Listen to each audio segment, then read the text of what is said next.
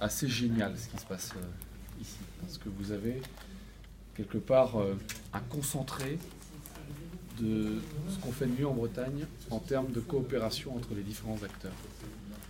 Les acteurs qui ont fait la Bretagne et qui ont su sortir la Bretagne de la situation dans laquelle elle était de pauvreté extrême après la guerre, c'est une combinaison d'entrepreneurs, d'élus, d'agriculteurs, des entrepreneurs d'ailleurs, et de citoyens qui se sont mobilisés et qui ont trouvé des solutions ensemble. Et bien là, on est dans une nouvelle séquence de cette combinaison d'acteurs qui, sur la base d'une vision d'avenir, s'engagent pour un projet qui participe à la transition énergétique, à notre effort pour essayer de limiter l'augmentation des températures et à la production de richesses ancrée sur les territoires, en plus du sujet de l'énergie produite localement plutôt qu'une énergie importée par des câbles, le temps qu'on produise de la nôtre en mer, par exemple.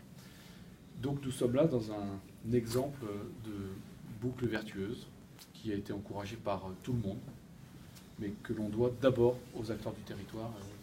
On dit souvent que l'intelligence vient des territoires, je crois à cela. Et modestement, la région a contribué. La région nous a bien accompagnés. Jean-Yves a été à nos côtés, à ton prédécesseur. Non, mais je sais, il nous a bien accompagnés, il nous a aidés à sortir. Moi, je voulais être modeste, toi tu le dis. Non, il faut dire les choses. Dire, moi, je suis pour qu'on dise les choses. Quand ça ne marche pas, je le dis aussi.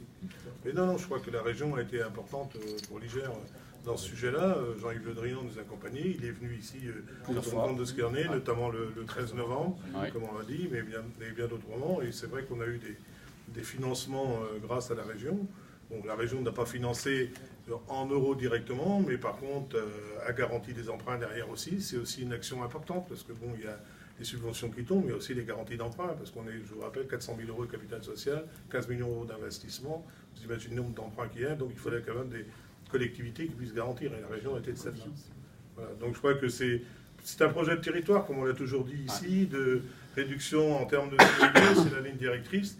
Et là-dessus, j'ai souvent discuté avec Thierry Burlot, qui s'occupe d'un autre sujet, de déchets, mais comme j'ai cette casquette-là avec le site aussi, on est tout à fait en phase dans ce domaine-là. Donc voilà, donc moi, en tout cas, moi je suis très heureux de recevoir le président de la région Bretagne sur notre site, et ils savent très bien, et je dis souvent à plusieurs conseillers régionaux qui sont chez eux, comme tous ceux qui sont